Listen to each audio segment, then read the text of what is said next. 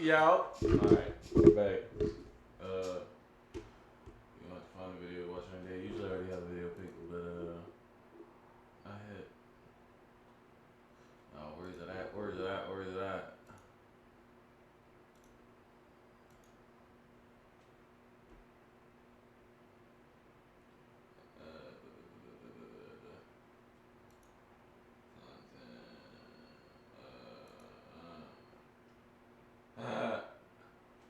Let's apply to this guy.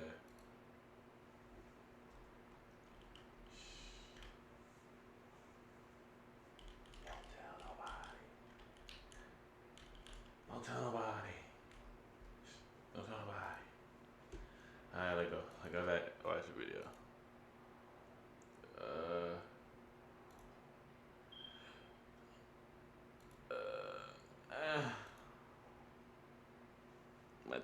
My stomach. Oh, it's cold. Oh, it caught it up big. Okay.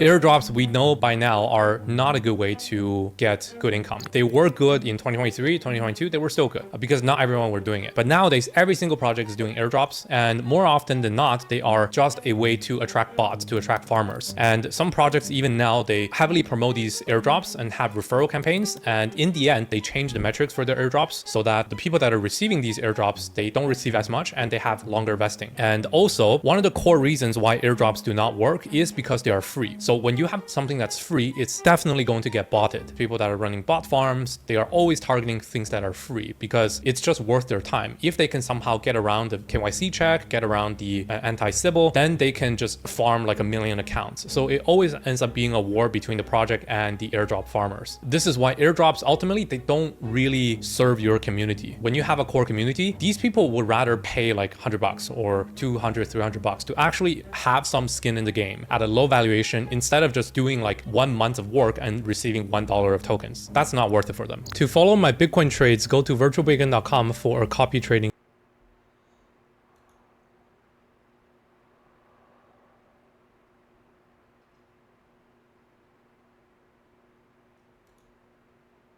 I have made millions of dollars investing in crypto. Nah, I ain't even gonna hold you. This motherfucking video my goddamn 48 minutes long, my goddamn.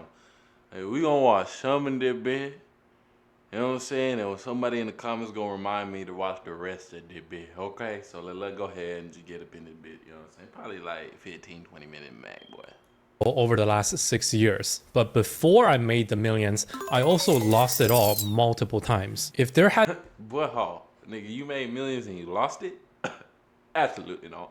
been a video like this that existed when I first started trading in crypto, I would have saved and made so much more money. So here are the 21 most important lessons I've learned about crypto trading and investing over the years and how you can use these lessons to make more money and lose less. Welcome back to the Virtual Bacon channel. My name is Dennis. I'm a crypto angel investor for the past 6 years and I have invested I ain't gonna hold you. This boy does not look like a Dennis. in over 100 crypto startups. On this channel, I share views on market trends and investing strategy to build wealth in crypto. Let's get down to it. You want to start investing in crypto to make life-changing money and start trading right away. But you need to understand first how the crypto cycles work. And that's my number one lesson, which is to understand the myth of crypto cycles. You see, crypto markets come and go, but they are not exactly 4-year cycles each time. When beginners first get started, they try to follow this exact timeline and use it to predict where Bitcoin will bottom and where it will top. This is a terrible way that can leave you to ruins. Back in the 2021 bull run, there was this super cycle thesis, which essentially was that all the money printing because of COVID and crypto adoption would lead to a massive pump that causes crypto to run for multiple years and completely forego the bear market. This thesis looked so real, especially in the second half of 2021 when Bitcoin had the second wave up. Even I got trapped in this narrative, and this has led me to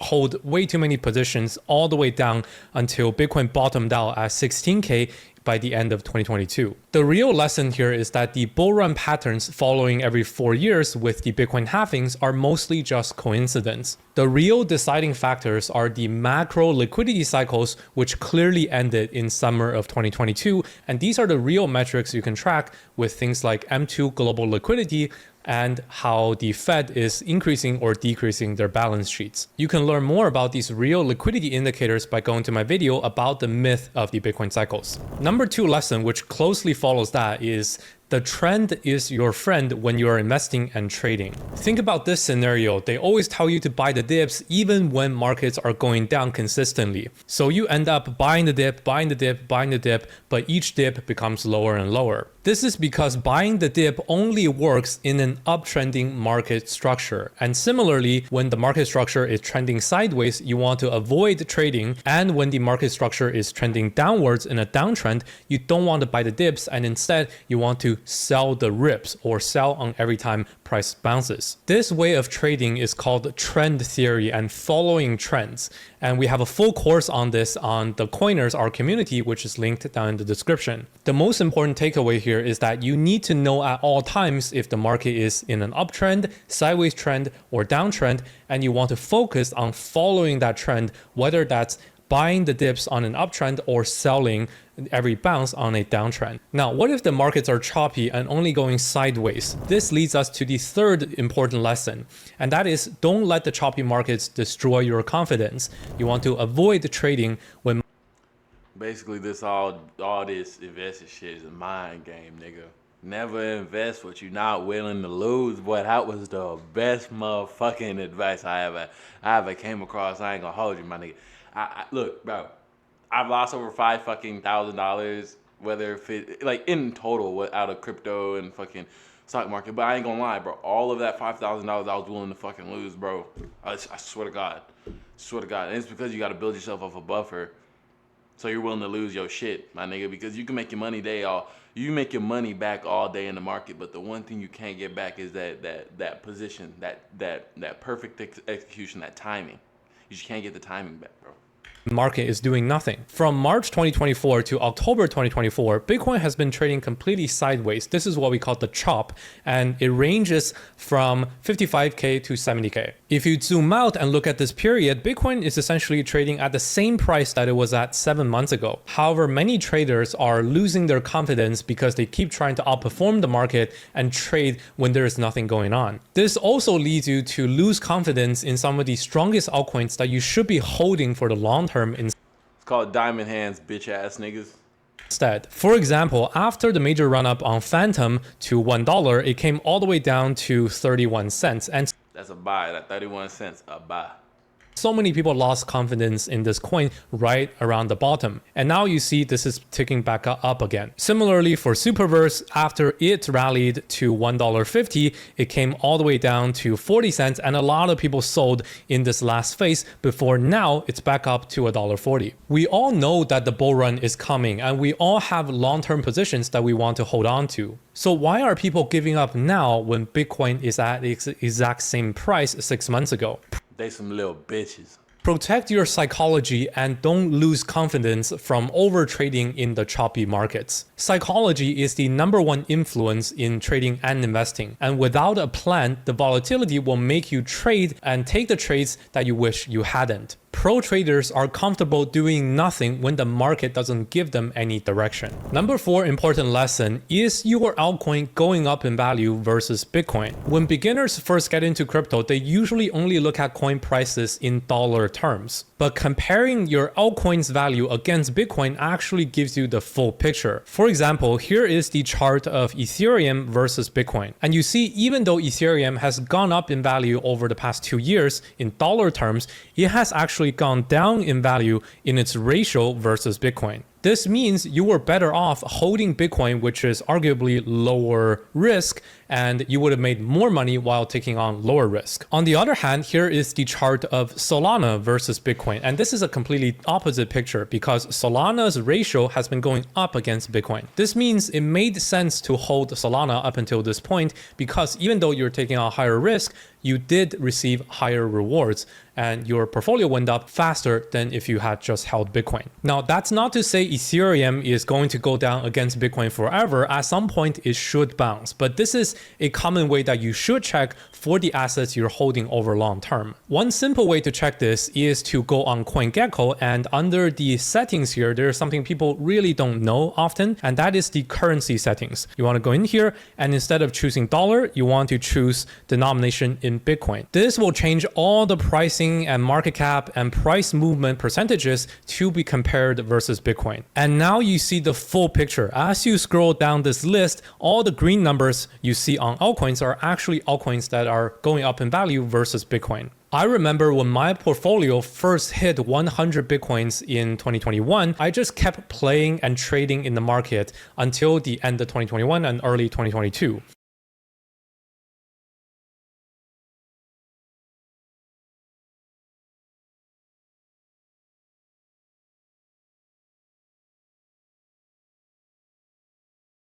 Never got back above that 100 BTC number anymore. Instead, it only went up slightly in dollar terms, but not in Bitcoin terms, which means I was actually losing opportunity costs versus if I just held Bitcoin. And because of this, those portfolio gains also came crashing down when the altcoin cycle died along with Bitcoin. In order to outperform the market, you can't just rely on historical data and the crypto cycles. Instead, you'll need to get the up-to-date information for those quick trades. So you need to learn how to use the most important tools in crypto. And that brings me to my number 5 important lesson, which is that everyone needs to know the basics of TradingView and basic technical analysis. Beginners usually skip this part. When they hear about TradingView and they look at this interface, they get really overwhelmed and they think they either have to go all or nothing and they have to become a full trader, creating all of these chart patterns on the chart. In reality, it's just important to note the basics of how to use this platform because it applies on all exchanges and every coin you trade. If you don't know how to read a chart, you wouldn't be able to identify the basic support and resistance levels when a coin has clearly been trading near the same price floor for multiple years. For example, here's the price of Solana, and when you look at this chart, you should be able to clearly see, okay, Solana was consolidating and trading sideways from November 2022 until October 2023 before it finally started its new run. And because the lowest level that Solana got to was only around $13 to $12 and it kept bouncing from this level, even with all the major crashes from FTX and from Luna, chances are this was near the bottom for Solana. And this isn't complicated day trading TA. This is looking at a long-term chart and finding value ranges. And similarly now, you can see Solana has been testing around that $125 level multiple times this year, and every time it goes there, it tends to see a bounce. So this is a clear support level that people can pretty easily identify. These basic levels of technical analysis is actually the most useful, and it applies to all charts.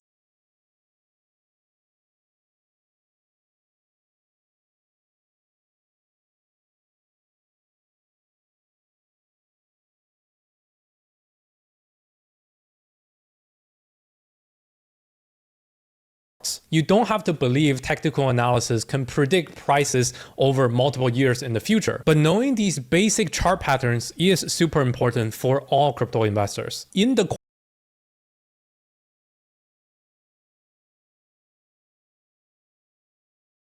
Coiners community, we also have a free course going over the complete step-by-step guide on how to do technical analysis, and you can check that out by going to thecoiners.io. Now, I get asked so often where to find a coin that I have mentioned, where can you even buy it? And this is the 6th lesson I want to teach you guys, which is learn how to use a coin tracking app like CoinMarketCap or CoinGecko. So many times I see people commenting, why is XXX coin not on Coinbase or Binance? I can't even buy it. This is a feature and not a bug because all cryptos trade on multiple exchanges, unlike the stock market where you can have one main broker to access all available stocks. In order to find the exchange you can buy a specific coin, it's very simple. You go on CoinMarketCap or CoinGecko and search for the coin you're looking for. For example, this AI coin, Humans AI, I know for a fact it's not trading on many exchanges. And then you go to the Markets tab by scrolling down and you see here are the exchanges that have it to trade: KuCoin, Uniswap,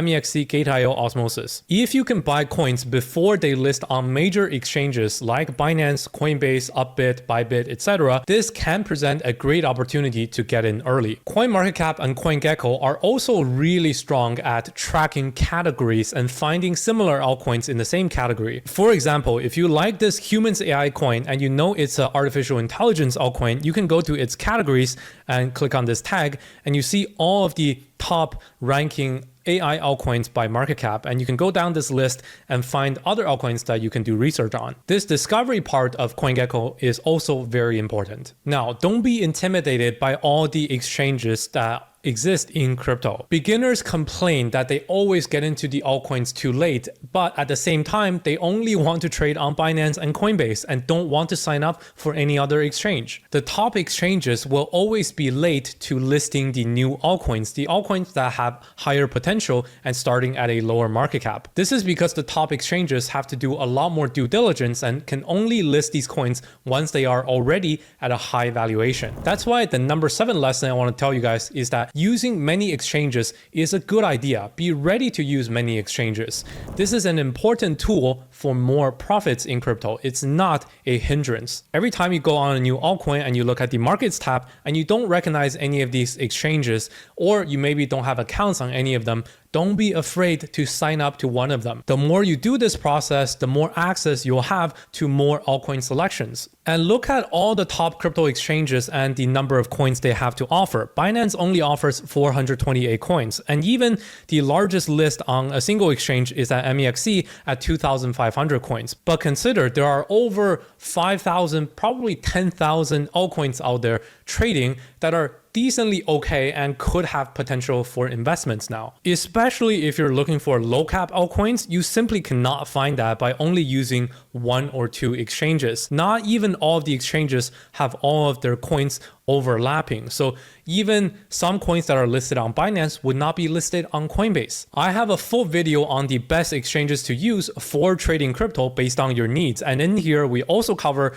the exchanges with the largest altcoin selections. So make sure to check that out, link in my description. Another tip about exchanges is that decentralized exchanges are just as important. The number 8 lesson I want to tell you guys is that don't be afraid of DEXs. They are your friends. They are not scams, and they are not by default only trading scam altcoins. Decentralized exchanges are very easy to use. You just need to learn this one main interface, and that is invented by Uniswap called the swapping feature, and it applies to all decentralized exchanges on all different blockchains for all tokens. The cool thing about decentralized exchanges is that the moment a token is created and can be transferred, it will be available for trading on a decentralized exchange. This is because anyone can add liquidity and create that market right away, even if that token is not listed on any major centralized exchange. This means it's almost guaranteed that you can have the earliest access to the token before centralized exchange listings. Of course, this also leads you to higher risk because anyone can create a token and have it list on Uniswap for trade. But you should not avoid decentralized exchanges for this purpose. By using them as a tool, it opens you up to a much wider variety of altcoins you can get into. For example, Xborg is a gaming altcoin that we got into a couple months ago that has been already up more than 3x since we got into it on YouTube in our portfolio. Decentralized exchanges is also the go-to place if you want to trade meme coins at all. Look at Mog coin. This coin actually launched even in August 2023, and for all this time that it was trading at a very low market cap in the $10 to $20 million range, it was only trading on decentralized exchanges. So anyone could have gotten into them before they got listed on the major centralized exchanges like Bybit, Gate, KuCoin, etc. With that being said, there is the other side of the equation, which is that crypto is full of noise and scam projects. So you need to learn to read the data that matters, and this can help you to avoid the most obvious scams. The 9th lesson, and this applies especially for meme coins, is you need to learn how to value tokens correctly. In 2021, many people called for Dogecoin to go to $1 simply because the unit price was cheap. This was around the time when I was making a lot of TikTok videos, and I got so much hate for telling people that Dogecoin is already at multiple tens of billions of dollars in valuation, and the chance of it going to $1 is very slim. Now, Dogecoin did manage to go to 60 cents, mainly because this isn't as bad of a case, and Dogecoin has been a very long-running meme coin with not that huge of a supply at 150 billion tokens. But still, most people only looked at the unit price of Dogecoin and they thought it was cheap because only it was trading at a few cents versus Ethereum, which was at multiple thousands of dollars. What they don't understand is that Doge has a massive supply, and this makes it very high in market cap and already in the top 10 crypto rankings in 2021. Market cap and fully diluted valuation are the two main metrics that actually matter and determine the value of a crypto token. Just look at this comparison. When you look at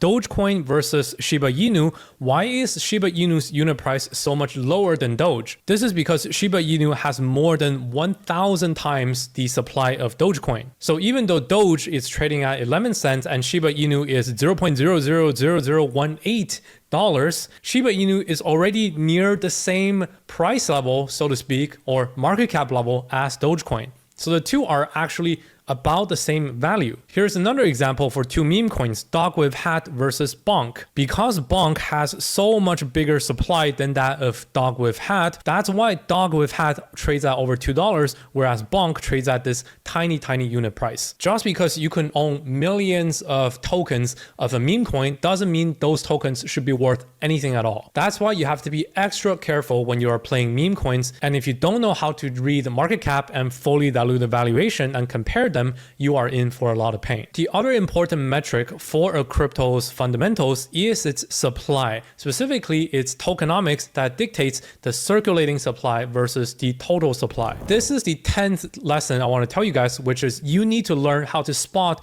good tokenomics. Tokenomics refers to numbers like the total supply of a token and how much of that token supply is currently in the market versus how much more is potentially coming onto the market where investors can sell those tokens for profit. You often hear of this word VC coin or high FDV coin or low float coin. All of these sayings simply mean that you have a very low circulating supply versus the total supply. Now, a rule of thumb is that when you see 25% plus of the total supply circulating, chances are those tokenomics is okay. Most of the time, the investors would not control more than 25%. However, when you see a newly launched altcoin that have less than 10% of the supply circulating, like for example here on Eigenlayer, chances are the investors still have a lot of tokens to be unlocked, which can add to the sell pressure, and that means price cannot go up that easily. Here's another.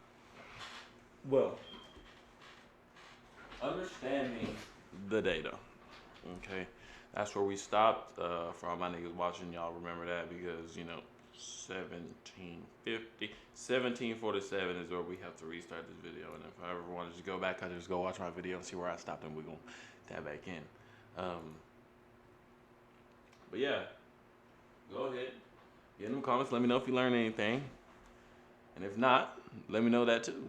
Maybe you can point me in the right direction and the right videos to watch. You see what I'm saying?